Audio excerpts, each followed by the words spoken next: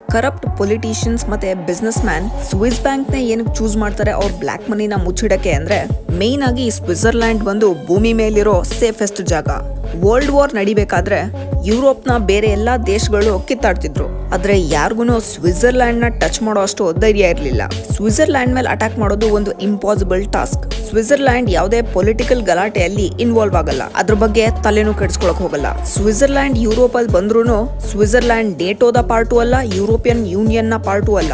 1815 ಇಂದಾನೆ ನ್ಯೂಟ್ರಲ್ ಆಗಿ ಉಳ್ಕೊಂಡಿರೋ ದೇಶ ಇದು. ದೇಶದಲ್ಲಿ ಎಲ್ಲೇ ವಾರ್ ಆದ್ರೂ ನಾವಂತೂ ತಲೆ ಹಾಕಲ್ಲ ಅಂತ. ಇದ್ರ ಮೇಲೆ ಸ್ವಿಟ್ಜರ್ಲ್ಯಾಂಡ್ ಆಲ್ಪ್ ಮೌಂಟೇನ್ ಇಂದ ಸುತ್ತಕೊಂಡಿದೆ. ಇದರಿಂದ ಸ್ವಿಟ್ಜರ್ಲ್ಯಾಂಡ್ ಮೇಲೆ ಅಟ್ಯಾಕ್ ಮಾಡೋದು ಇಂಪಾಸಿಬಲ್ ಆಗ್ಬಿಡುತ್ತೆ.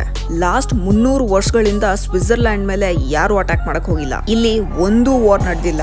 ಎರಡನೇದು, ಸ್ವಿಸ್ ಬ್ಯಾಂಕ್ ನ ಪಾಲಿಸೀಸ್ ಎಷ್ಟು ಸ್ಟ್ರಿಕ್ಟ್ ಇದೆ ಅಂದ್ರೆ ಅವ್ರ ಕಸ್ಟಮರ್ ಇನ್ಫಾರ್ಮೇಶನ್ ನ ಅವ್ರ ಈಚೆ ಬಿಟ್ಕೊಡಲ್ಲ, ಯಾವುದೇ ದೇಶದ ಗೌರ್ಮೆಂಟ್ ರಿಕ್ವೆಸ್ಟ್ ಮಾಡಿದ್ರು. ಅದಕ್ಕೆ ದೊಡ್ಡ ದೊಡ್ಡ ಬಿಸ್ನೆಸ್ ಮ್ಯಾನ್ ಮತ್ತೆ ಕರಪ್ಟ್ ಪೊಲಿಟಿಷಿಯನ್ಸ್ಗೆ ಫೇವ್ರೆಟ್ ಸ್ಪಾಟ್ ಇದು ಸ್ವಿಟ್ಜರ್ಲ್ಯಾಂಡ್ ನ ಸ್ವಿಸ್ ಬ್ಯಾಂಕ್.